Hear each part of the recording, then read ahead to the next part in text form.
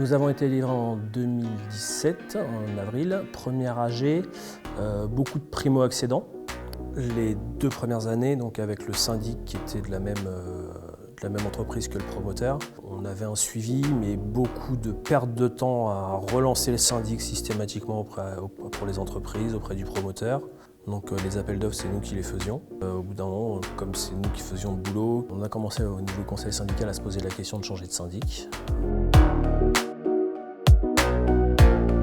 On était 2-3 à être relativement motivés. Le conseil a été convaincu et a décidé de se lancer dans cette aventure. J'ai obtenu tous les documents en 15 jours.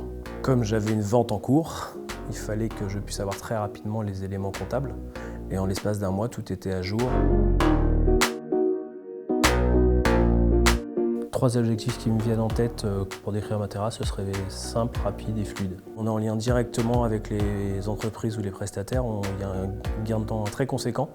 Comme on ne fait plus la relance du syndic continuelle, l'interface Matera est très ludique et donc ça permet aussi d'améliorer la communication avec l'ensemble des copropriétaires. Il y a des actions qui se mettent en place.